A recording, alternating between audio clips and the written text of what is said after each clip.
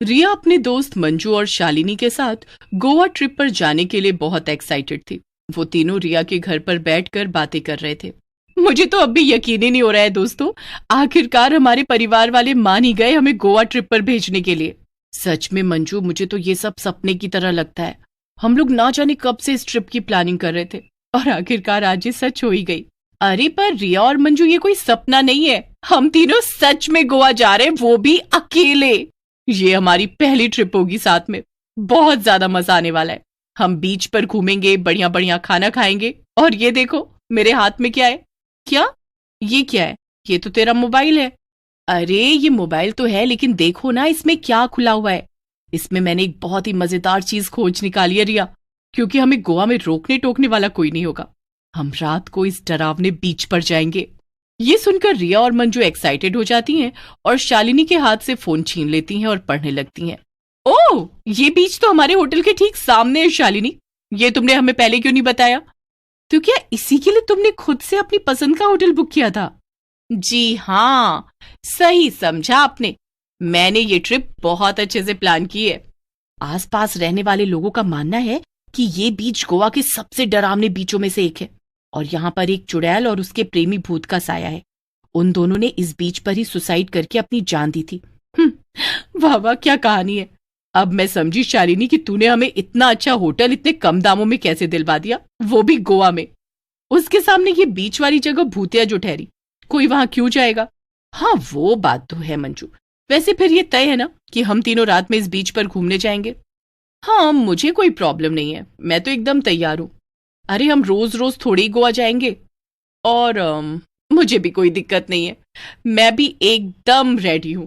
ठीक है दोस्तों, फिर अपने अपने घर जाकर पैकिंग शुरू कर दो, क्योंकि अगले हफ्ते हम लोग जा रहे हैं गोवा। तीनों दोस्त खुशी खुशी पैकिंग शुरू कर देती हैं। देखते ही देखते वो दिन भी आ जाता है जब उन्हें गोवा जाने के लिए निकलना था। तीनों ट्रेन में बैठ जाती हैं और निकल जाती हैं गोवा घूमने के लिए। ये उनके लिए 3 दिन की ट्रिप थी। 2 दिन सब सहेलियां खूब घूमती हैं और फोटो खिंचाती हैं, पर जब आखिरी रात को तीनों होटल में आराम कर रही होती हैं, तभी कुछ अजीब होता है। शालिनी अचानक से जोर से चिल्लाती है। शालिनी को चिल्लाते हुए सुनकर मंजू और रिया चौंक जाती हैं। अरे क्या हो गया शालिनी, अचानक से चिल्लाई क्यों? कोई भूत देख लिया क्या? कितनी अच्छी नींद आई थी मुझे, सब खराब कर दी तुमने। आज हमारी आखिरी रात है गोवा में। कल सुबह हमें वापस घर जाने के लिए ट्रेन में बैठना है और हम सबसे जरूरी चीज करना तो भूल ही गए। क्या? पर वो क्या शालिनी? अरे उस भूतिया बीच पर घूमने जाना। जल्दी से उठो तुम दोनों, हमें वहां जाना ही होगा। क्या इस समय? जरा घड़ी में देख शालिनी, 11 बज रहे हैं, ये सेफ नहीं है यार। मंजू तुझे नहीं जाना तो मत जा, पर ये घर वालों जैसी बातें तो मत कर कम से कम। शालिनी सही कह रही है मंजू, चलो आज हमारी गोवा में आखिरी रात है, हमें वहां जाना चाहिए, मजा आएगा। रिया और शालिनी जल्दी से कमरे से निकल जाती हैं और मंजू भी अपनी जैकेट पहनने के लिए खिड़की के पास जाती है। तभी उसकी नजर सामने बीच पर पड़ती है। मंजू के ठीक सामने एक लड़का और लड़की खड़े थे जो कि मंजू को ही देख रहे थे। अरे ये क्या? मुझे तो लगा था बीच खाली होगा, पर वहां तो लोग हैं। तभी पीछे से शालिनी की आवाज आती है। मंजू जल्दी आ, वरना हम दोनों चले जाएंगे। हाँ हाँ, अब बस अभी आई। तीनों सहेलियां बीच पर पहुंच जाती हैं। वहां पर काफी अंधेरा था और सिर्फ चांद की ही हल्की हल्की रोशनी पानी पर पड़ रही थी। अरे ये क्या?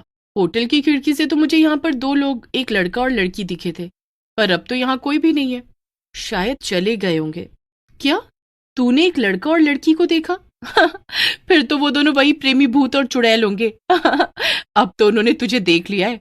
लोगों का मानना है कि जिसे भी वो दोनों देख ले, वो इस बीच से वापस घर नहीं जा पाता है मंजू। ये सुनकर मंजू डर जाती है और शालिनी और रिया से वापस होटल चलने के लिए कहने लगती है। तीनों वहीं बीच पर बैठ जाती हैं और नजारे का मजा लेने लगती हैं। पर तभी अचानक से समुद्र की लहरें तेज हो जाती हैं और अचानक से कहीं से तेज गाने बजाने की आवाजें आने लगती हैं। अरे ये गाना कहाँ बज रहा है? हाँ सच में, यहाँ बीच तो पूरा खाली है, फिर ये गाना, कहीं वो दोनों भूत बैंड बाजा लेकर मंजू को लेने तो नहीं आ रहे? ये सुनकर रिया भी हंसने लगती है, पर मंजू को गुस्सा आ जाता है। बस बहुत हो गया, तुम दोनों को जितनी देर यहाँ बैठना हो बैठो, पर मैं तो जा रही हूँ वापस होटल। तुम लोगों का जब मन करे वापस आ जाना, मुझे अब यहाँ 1 मिनट भी नहीं रुकना है। मंजू इतना बोलकर गुस्से में अकेले ही होटल की तरफ। अरे मंजू रुक जा मंजू, हम तो मजाक कर रहे थे, अरे वापस आ जाओ। कोई बात नहीं रिया, जाने दो उसे। वो तो वैसे भी यहाँ से बस भागने के बहाने ढूंढ रही थी, क्योंकि एक नंबर की डरपोक जो है वो। अब तुम और मैं यहाँ की शांति को एंजॉय करेंगे, बाद में उसे पछतावा होगा कि वो यहाँ क्यों नहीं रुकी। मंजू वापस होटल चली जाती है और शालिनी और रिया वहीं बीच पर बैठी रहती हैं। जैसे ही मंजू अकेले अपने होटल के कमरे में पहुंचती है, वो सभी लाइट्स ऑफ करके सोने की कोशिश करने लगती है, पर तभी उसे महसूस होता है कि किसी ने उसके कमरे का दरवाजा खोला है। मंजू देखती है कि कमरे के अंदर 2 लोग खड़े थे। वो अंधेरे में ही बिना उन पर ज्यादा ध्यान दिए बोलती है, तो आ गए ना तुम लोग मेरे पीछे पीछे? अकेले डर जो लग रहा होगा वहां पर उन भूतों से। अरे ये क्या? तुम दोनों तो भूत और चुड़ैल हो। बचाओ बचाओ, शालिनी, रिया, कोई मुझे बचाओ। पर मंजू कुछ कर पाती उससे पहले ही भूत और चुड़ैल दोनों एक साथ मंजू के शरीर में घुस जाते हैं, जिसके बाद मंजू के 2 सर निकल आते हैं, एक उस भूत का और एक चुड़ैल का। इसके बाद वो भयानक भूत और चुड़ैल होटल से निकलकर सीधा बीच की तरफ चल देते हैं, जहां पर शालिनी और रिया बैठे थे। उधर उन दोनों को इसकी भनक भी नहीं थी कि आगे क्या होने वाला है। शालिनी चल, अब बहुत हो गया, यहाँ तो हमें कोई भूत चुड़ैल नहीं दिखा, चल हम वापस मंजू के पास होटल चलते हैं। हाँ तू ठीक कह रही है रिया, चल चले। जैसे ही रिया और शालिनी उठती हैं और वापस जाने के लिए मुड़ती हैं, सामने उस 2 सर वाले भयानक भूत को देखकर दोनों के होश उड़ जाते हैं। ये क्या चीज है शालिनी? इसके तो 2 सर है, एक भूत का और एक चुड़ैल का। मुझे नहीं पता रिया कि ये क्या बला है। शालिनी और रिया 2 सर वाले भूत को देखकर इतना ज्यादा डर गए थे कि ना तो उनकी चीख निकल रही थी और ना ही वो वहां से भाग रहे थे। तभी वो भूत का सर था, वो उन दोनों से बोलता है, अरे अरे, तुम दोनों तो यहाँ खास हमसे ही मिलने आई थी ना, फिर अब इतनी डरी हुई क्यों लग रही हो? हाँ हाँ, क्या हुआ? तुम्हें हमसे मिलकर खुशी नहीं हुई क्या? हमारी दोस्त मंजू, वो कहाँ है? तुम्हारे सामने ही तो खड़ी है। क्या? तुमने उसके साथ क्या किया? क्या वो मर गई? अभी तक तो नहीं, पर हाँ, जल्द ही तुम्हें मार कर खाने के बाद हम उसे भी मार देंगे, चिंता मत करो। ये बोलकर वो भयंकर 2 सर वाला भूत शालिनी और रिया को पकड़ने के लिए आगे बढ़ता है, पर वो दोनों बीच के किनारे की तरफ भागने लगती हैं। रिया, अब हम लोग क्या करें? कैसे बचे इस अजीबोगरीब 2 सर वाले भूत और चुड़ैल से? और तो और मुझे लगता है कि ये दोनों भूत और चुड़ैल मंजू के शरीर में घुसे हुए हैं। तभी उस भूत ने ऐसा कहा कि मंजू हमारे सामने ही खड़ी है। पता नहीं शालिनी, मुझे तो कुछ भी समझ नहीं आ रहा। अभी के लिए तो बस भागो, हम उसके हाथ नहीं आ सकते। भयंकर भूत भी तेजी से रिया और शालिनी का पीछा कर रहा था, पर तभी चुड़ैल मंजू के शरीर से बाहर आ जाती है और खड़ी हो जाती है, और 2 सर वाला भूत एक ही सर का हो जाता है, जो कि सिर्फ भूत ही था। मैं तो अब थक गई, अब तुम जाओ और जाकर उन दोनों को पकड़ कर लाओ, फिर हम दोनों साथ में बीच के किनारे डिनर करेंगे। अरे मेरी प्यारी चुड़ैल, ठीक है, जैसा तुम कहो, जा। वो दोनों बातों में लग गए हैं, और वो देखो, वो चुड़ैल मंजू के शरीर से भी निकल आई है। पर हम क्या करें शालिनी? किनारे पर दौड़ते दौड़ते अचानक से रिया का पैर रेत में दबी किसी चीज से टकरा जाता है और वो गिर जाती है। हे भगवान, ये क्या था? शालिनी रिया को उठाने लगती है, पर तभी उसका ध्यान रेत पर जाता है।